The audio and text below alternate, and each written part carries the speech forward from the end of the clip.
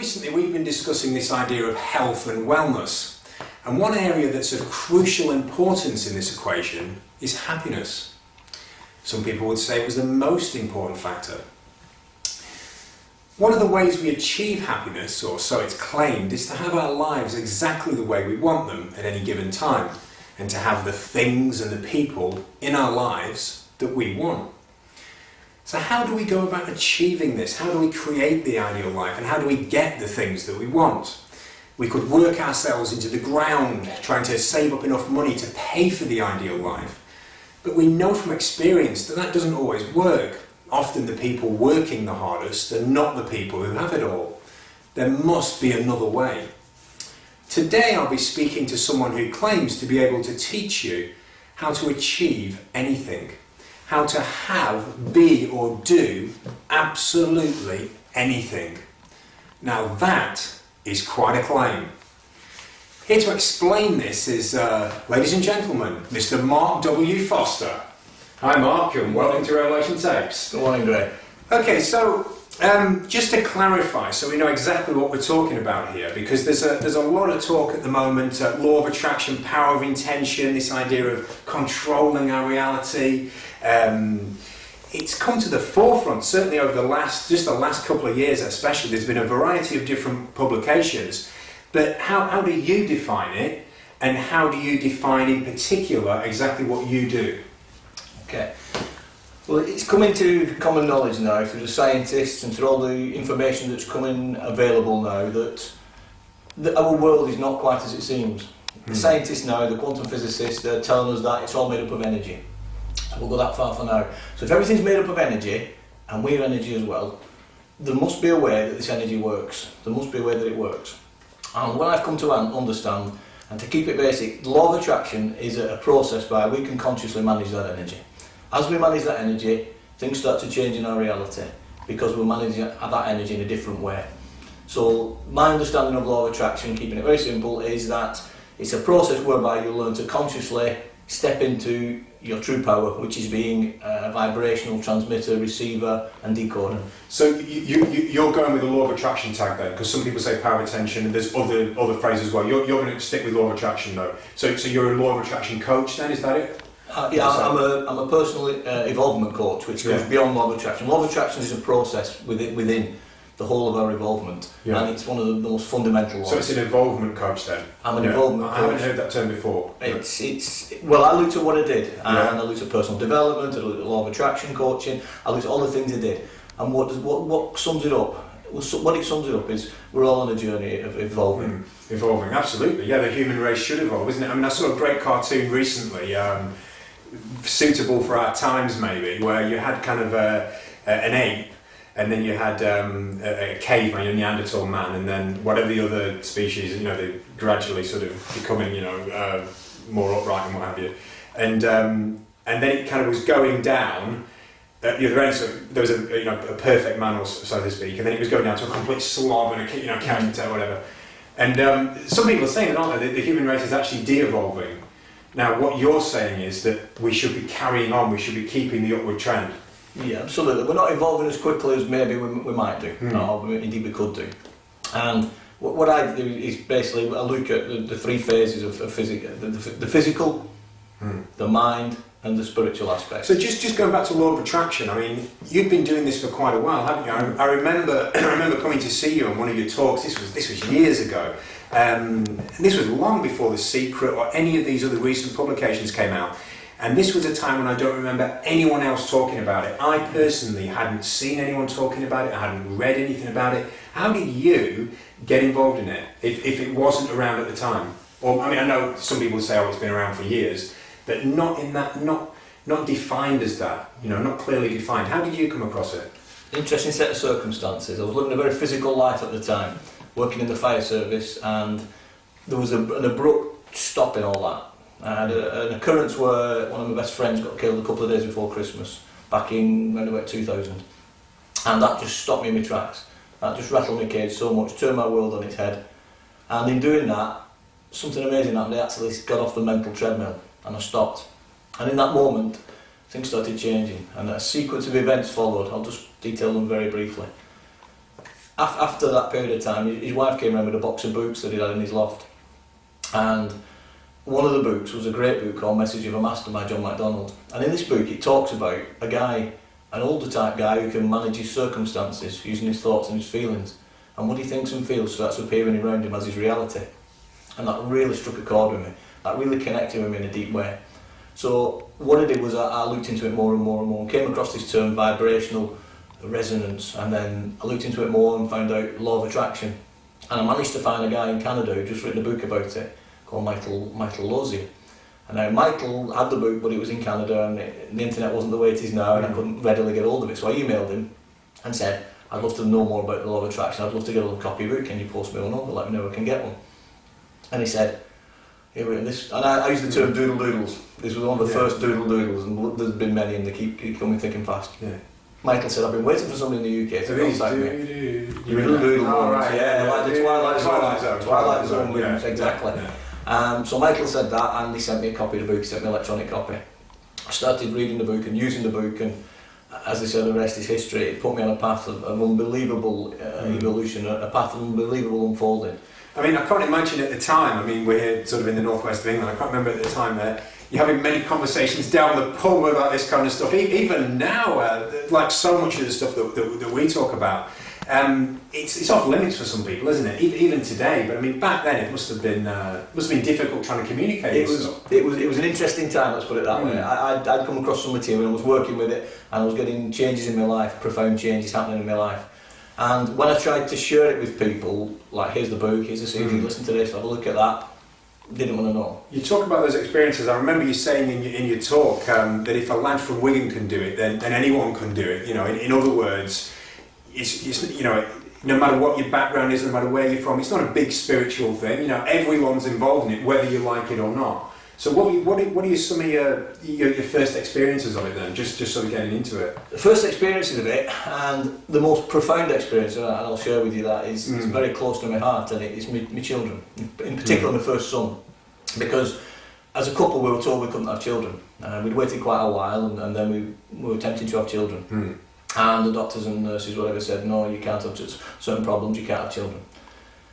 But we wanted to have children, and we felt in our hearts that we were going to have children. So at the time we didn't really understand law of attraction fully, but what we did understand was that we were focusing on creating an environment and imagine having that child, imagine that a child being with us and all them type of things. And lo and behold, against all the medical things, out popped my youngest son, Lewis, my eldest son now, Lewis. And the amazing thing is, when he was about 6, he said to me, in a quite a profound conversation, because we have moments like this, and he said, Dad, I chose you and Mum because of the energy around you. Now, oh my God, 6 years old. I'm getting the goosebumps talking about it, and if that isn't proof that the energy you generate affects reality, he said, I looked and saw the energy around you, Mum, and I knew I wanted to be with you. So that was the big tick from the universe for me, and that was one of the most profound ones, and probably the most profound one that I'll experience. And there's been lots of other physical stuff. I got promoted several times in quick succession. I ended up doing work within my organisation at a high level and beyond.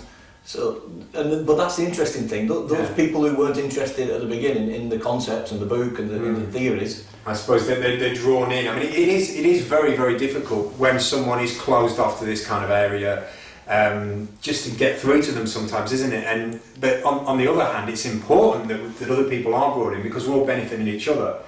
Like I say, everyone is involved in it, whether they like it or not. And if nothing else, we're all in the same lifeboat, pretty much. Yeah.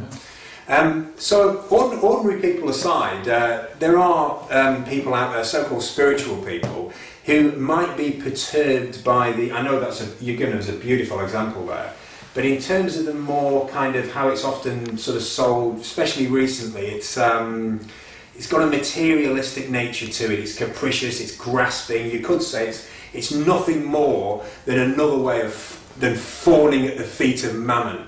How would you respond to that? It does seem a bit, the way that, you go to some of these websites, they're just trying to sort of sell you something maybe. It's a bit, the way that it's put across, it's, I want this and I want that. Very true, very true. There is a lot of that associated with it, but when you look at the deeper understanding of it, when you actually see beyond the veneer, you see beyond the sheen, the facade that's put forward, you see that the universe, spirit, call it what you will, is very, very clever.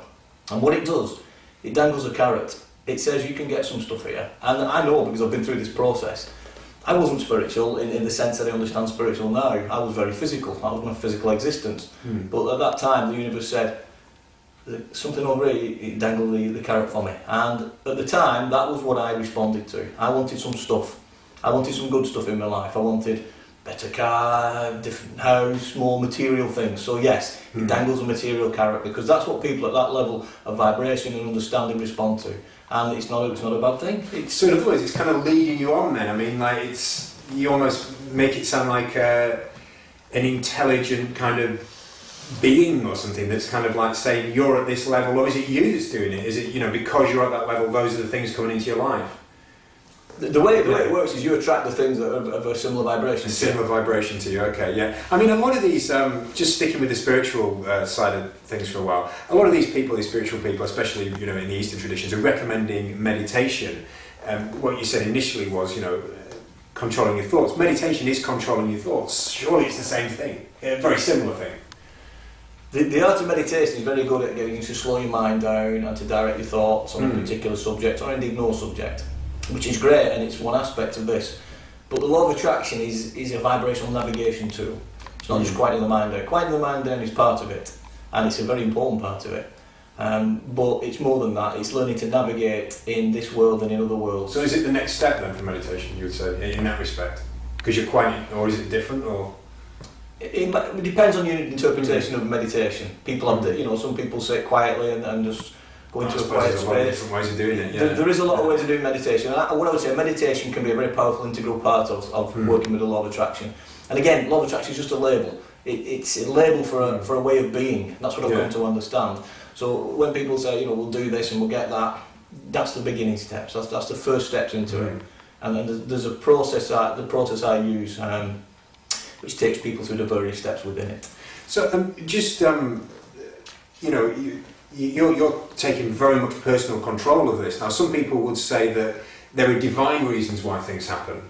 And in our lives, it is kind of a test where we come into physicality, we come into we incarnate into physicality to learn lessons.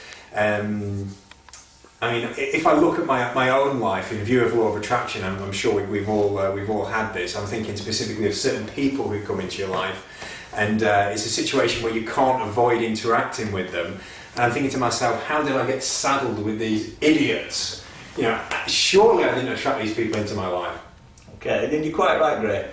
It is a divine journey. You have come here for purposes of soul growth and development of the spirit.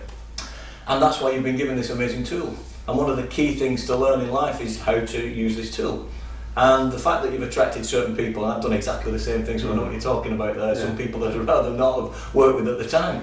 But within that, there's a magical little gem. There's always a gem. So your higher self attracts them, because it knows that by going through that process, your vibration will change and you'll get some distinctions, some understandings, some awareness out of it that we rarely see at the time. We just notice how unpleasant it feels, or how difficult it is, or how challenging indeed. But after you move through it, you can look back, and maybe you can do that certain circumstance, look back and think, gosh, I've got a different view on things now. I've got and it's brought you to a different place, like you wouldn't be where you were maybe if you hadn't have gone through that experience, I suppose it's where does fate end and law of attraction begin? But you're saying that it's all part of the same thing. Or it is law of attraction. Yeah. I mean, I look at it in terms of the fact that we've come onto this planet with a basic life path, the soul path, the spiritual path, and within that we've got free will, so we can stray off the path and learn some lessons, and we can come back on. But there's basically a purpose for us being here, and the aim in life is to achieve that purpose. And we can sway around, and we can go here and there, and we can do all manner of things. And it's our vibration that we control our vibration, and that brings the things into us. Yeah. So just looking at when we can talk about this, we could go off at all different angles talking about the spiritual stuff, I suppose. But if we bring it back more onto the scientific side of things, according to a lot of people, law of attraction does have a scientific explanation if we're to believe these quantum physicists, whatever they are. How exactly does the science of it work? The science of it is as I touched on earlier, everything in our what we call reality, existence, is energy. The scientists are now proven that even down to the smallest thing, everything is essentially sound and light, vibration. So everything's vibration. So if you consider everything as energy, we're energy, the environment we live in is energy. And the clever thing they've also found is that we can interact with this energy. We're not isolated from it, we're actually part of this energy. And by being part of this energy, we can interact with it. We can actually, it's like a substance that's all around us and within us, and that when we have certain thoughts, our thoughts are not apart from that energy, they're interacting with that energy. So thoughts are real things then? Absolutely, yeah, they've been measured, there's energy behind them. In fact, they're far more powerful than most people realise. And the old saying, be careful what you think about or what you wish for, is so true. Yeah, absolutely. Well, I'm sure even in the face of scientific explanation, there'll still be people who are going to dismiss this. You're living in a fantasy. What are you talking about? The only way you get anything is through hard work. But I guess one way of proving them wrong, as you sort of discussed before, with the things that have come into your life. But what are some of the people that have been through your program? I mean, how have they?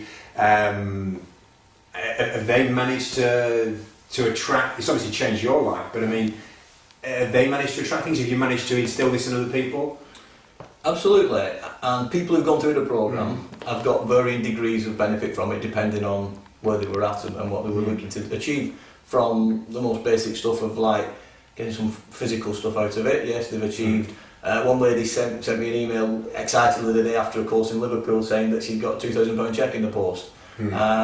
Cars, jobs, relationships is a great one. A lot of people find that as they change the vibration, doodle-doo, the relationships change. Yeah, absolutely. Maybe that's just been in a certain mindset as well. And it goes higher than that, it goes better than that, it goes way beyond that. So yeah, we can get stuff, but some of the most amazing consequences of doing work with people is that their lives transform and they have a form of awakening. They realise who and what they really are. And in that moment, in that process, you can see that spirit inside them waking up. So this, like I said, this is a process that's great for getting stuff, but the getting stuff is just like a feedback system to say, hey, you're learning how to work, you're learning how to navigate this environment. I can get the car, I can get the house, I can get a beautiful relationship. Hey, how good am I now as a spiritual being that can navigate vibrations? How clever is that? So the getting stuff is the early stage, is learning that you can do it, and then you start realising you're far more than you thought you were. And then when you realise you're far more than you thought you were, out goes the box. Oh, there's the box. Right, well, just with bearing that in mind, that all sounds fantastic, but just bearing that in mind, you might not like this one, you might not like where we're going to go now, but we've got to go here.